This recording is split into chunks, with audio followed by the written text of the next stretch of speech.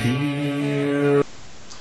Welcome to the first ever episode of Philosophies of Food. I'm your host, Chris Harrison. Tonight we're going to be making a Mediterranean baked chicken, and our featured drink is Ouzo 12, available from any fine liquor store. So we're going to start off by making our sauce. Any good place to start. Simple tomato-based sauce. I prefer to use a can of crushed tomatoes. You can call it cheating, whatever. It's just easier than stewing down your tomatoes because we're trying to save a little bit of time but still make it good. So add a few fresh tomatoes for texture, flavor, and it just looks better on the flavor of it. Always clean your tomatoes really well because most of them will be covered with a petrochemical of some sort to keep them fresh. Nice big chunks in them.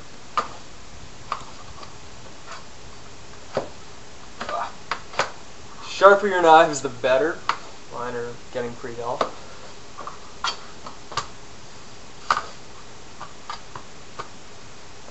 Well, I guess I should explain a little bit right now while we're doing the prep as to what inspired me to do this show. I'm an anthro major at the University of Lethbridge, and right now I'm taking a class all about food. Led to the realization that as students, not a lot of us cook, not a lot of us know how, or even choose to. Takeout's so much easier that why not, right? 15 minutes to order a pizza versus an hour to cook. But through this, I'm going to hopefully show you that there are better things you can do with your time. One of the biggest questions I get asked about cooking is, how do you do it without a recipe? Everyone's always asking, like, well, if I don't know exactly how to make it, I don't know what I'm doing. And it reminds me of Mary Douglas, actually. I'm just going to throw this in the pot and get it ready to go. In a very famous article by Mary Douglas, she talked about how we can understand food to be like a language. Language has grammar, syntax, a set of rules so that you're doing it right. Food is much the same way. Food is like a language. Food has grammar. Flavor has grammar. There's no rights or wrongs. Well, there are. I mean, mixing licorice with lemon, you gotta be careful. But as long as once you learn the rules, cooking's a breeze. You don't need recipes. You just know what flavors are gonna go together, what's gonna work, what's not gonna work. So that's all we're doing right now. So what I've done is we've thrown the fresh chopped tomatoes in with the tomato the crushed tomatoes from the can, and we're just going to crank up the heat on those and get them starting to simmer. Simmering is just as soon as it comes to a little bit of a boil, it starts bubbling. You want to keep it mixing, and it's going to render down those tomatoes and soften them up. Alright, so now that our tomatoes have gotten up to a bit of a boil, we're going to have a drink. Cooking's always better when you drink. Keeps that flavor in your mouth so you get more and more excited. So, next up, I'm going to start adding some seasoning to it. Because what's tomatoes without seasoning? Ketchup.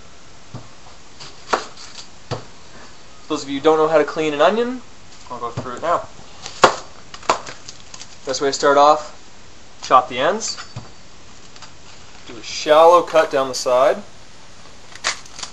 and peel that first layer off. In this minute, chop your onion in half, lengthwise. This is the basic point. So we're going to save half of it for the actual roast, and about half of it's going to go into the sauce. So to dice fine, just want to do long cuts down the length of the onion, like that, and then just quickly go through it, and it'll dice it up real fine.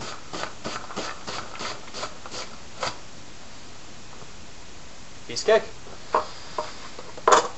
So save that other half for later, and get those going. Now, one of my favorite things. While I might get a little bit of ridicule for it, I don't think you can ever have too much garlic in food. And personally, I will put it in everything. Absolutely everything. Now,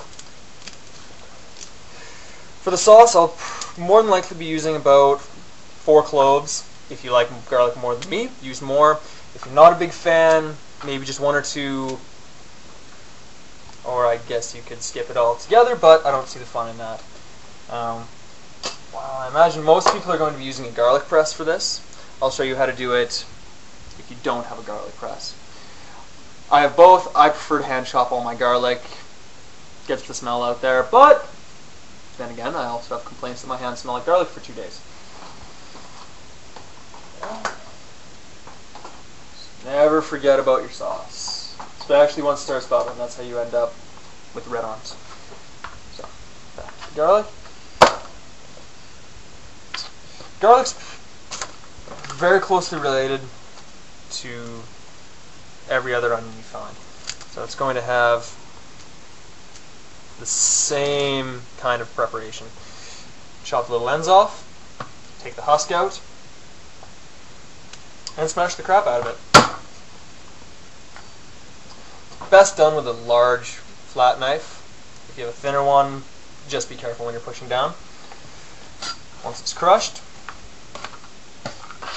just set your hand flat across the top of the knife and just rock it back and forth. Make a thin line like that, move across.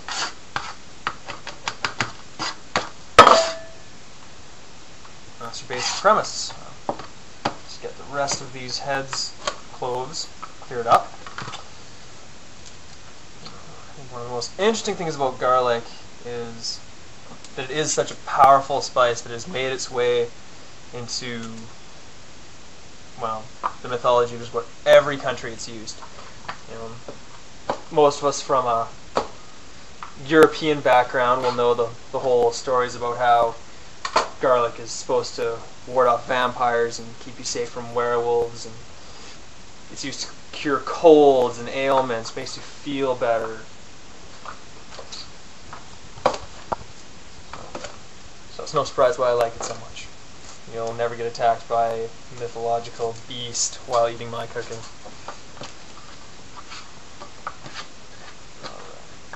Now, any impurities you find in them, something like that. If it's really bad, just throw it away. If it's not too bad, just chop it out. Fortunately, in the middle of winter time, it can be tough to find good produce, especially in this town.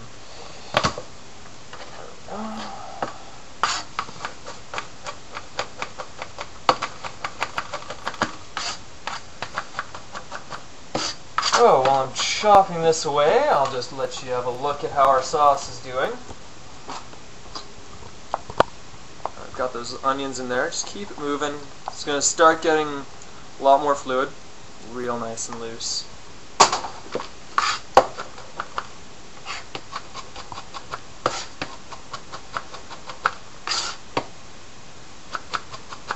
Thing about seasoning, if you're going to use anything like garlic or green red peppers, anything like that, I guess this is a little Western centric, but according to science and the way our tongue works and taste buds work, the more surface area it has, the more you're going to taste it.